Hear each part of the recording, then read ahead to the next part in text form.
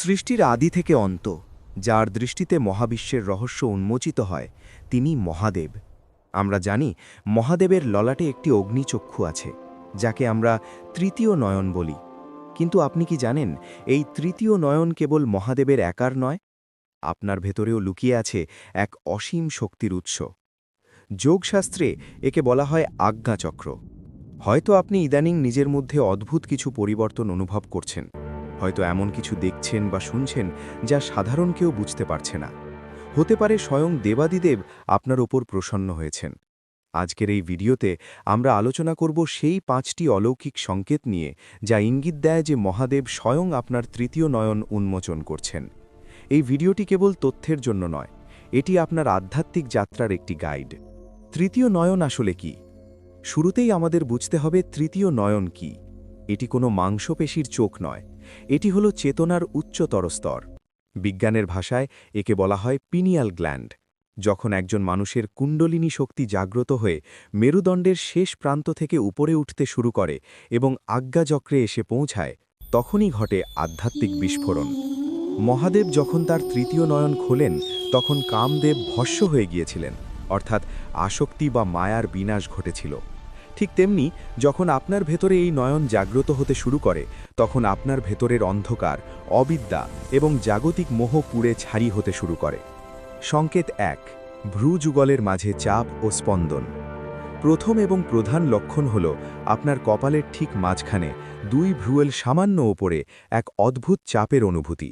মনে হবে কেউ সেখানে একটি কয়েন চেপে ধরে আছে বা আঙুল দিয়ে আলতো করে ঠেলছে। কোনো কারণ ছাড়াই মাঝে মধ্যে সেখানে সুরসুরি বা স্পন্দন বা ভাইব্রেশন অনুভূত হবে। এটি কেন হয়? কারণ ওই স্থানে থাকা আজ্ঞাচক্রটি আপনার প্রাণ শক্তি বা প্রাণের কম্পনে সক্রিয় হতে শুরু করে। অনেক সময় দেখা যায় আপনি যখন কোনো আধ্যাত্মিক স্থানে যান বা মহাদেবের নাম স্মরণ করেন, তখন এই চাপ আরও তীব্র হয়। এটিই প্রথম সংকেত যে আপনার ভেতরে জমে থাকা শক্তি এখন মুক্তির পথ খুঁজছে। সংকেত 2, তীব্র সজ্ঞা বা ইনটুইশন প্রখর হওয়া। দ্বিতীয় সংকেতটি হল আপনার ইনটুইশন বা অন্তর্দৃষ্টি প্রখর হওয়া। আপনার মনে হবে আপনি কোনো ঘটনার পূর্বাভাস পাচ্ছেন। হয়তো আপনি ভাবছেন আপনার কোনো বন্ধুর কথা, আর ঠিক সেই মুহূর্তেই তার ফোন এলো। অথবা কোনো বিপদের সংকেত আপনি আগেই মনে মনে অনুভব করতে পারছেন। মহাদেব হলেন ত্রিকালজ্ঞ, অতীত, বর্তমান এবং ভবিষ্যৎ তার নখদর্পণে। যখন তার কৃপায় আপনার তৃতীয় নয়ন খুলতে শুরু করে, তখন আপনিও সময়ের সীমানা ছাড়িয়ে কিছু সত্য দেখতে পান। মানুষ আপনার সাথে মিথ্যে কথা বললে আপনি তা মুহূর্তেই ধরে ফেলবেন। আপনার মন আপনাকে বলে দেবে কোনটা ঠিক আর কোনটা ভুল। তৃতীয় লক্ষণটি অত্যন্ত রোমাঞ্চকর। আপনি যখন চোখ বন্ধ করবেন, বিশেষ করে ধ্যানের সময়, তখন আপনি অন্ধকারের বদলে উজ্জ্বল আলো দেখতে পাবেন।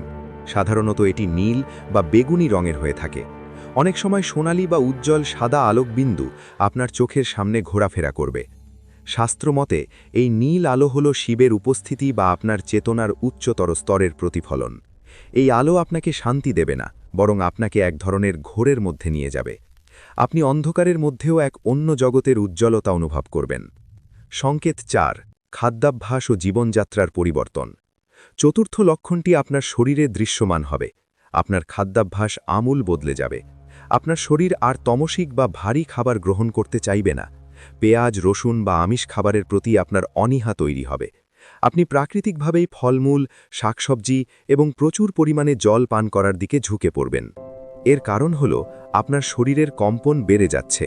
উচ্চ কম্পাঙ্কের শক্তি ধারণ করার জন্য আপনার শরীরকে হালকা এবং শুদ্ধ হওয়া প্রয়োজন। এছাড়া আপনার ঘুমের ধরন বদলে যাবে। হয়তো আপনি গভীর রাতে হঠাৎ জেগে উঠবেন, যাকে বলা হয় ব্রহ্ম মুহূর্ত, রাত 3টে থেকে 4টে। এই সময়টি মহাদেবের আরাধনার জন্য শ্রেষ্ঠ। পঞ্চম লক্ষণটি হল শব্দ। আপনি হয়তো সাধারণ মানুষের কোলাহল সহ্য করতে পারছেন না। আপনি নীরবতা খুঁজছেন, কিন্তু সেই নীরবতার মাঝেও আপনি এক ধরনের সূক্ষ্ম শব্দ শুনতে পাবেন। একটি উচ্চ কম্পাঙ্কের বাঁশির সুর বা মৌমাছির গুঞ্জনের মতো শব্দ। একে বলা হয় অনাহত নাদ। মহাবিশ্বের মূল ধ্বনি হল ওমকার। যখন আপনার তৃতীয় নয়ন উন্মোচন প্রক্রিয়ার মধ্যে দিয়ে যায়, তখন আপনার কান মহাজাগতিক এই কম্পন ধরতে সক্ষম হয়। আপনি প্রকৃতির সাথে নিজেকে একীভূত মনে করবেন। গাছের পাতার শব্দ বা বৃষ্টির ঝরে পড়ার শব্দ আপনার কাছে কোনো ঐশ্বরিক সঙ্গীতের মতো মনে হবে। বন্ধুরা, এই লক্ষণগুলো যদি আপনার সাথে মিলে যায়, তাহলে ভয় পাবেন না। এটি অত্যন্ত সৌভাগ্যের বিষয়। মহাদেব আপনাকে বেছে নিয়েছেন এক উচ্চতর চেতনার পথে নিয়ে যাওয়ার জন্য। তবে মনে রাখবেন, শক্তি যত বেশি, দায়িত্ব তত বেশি।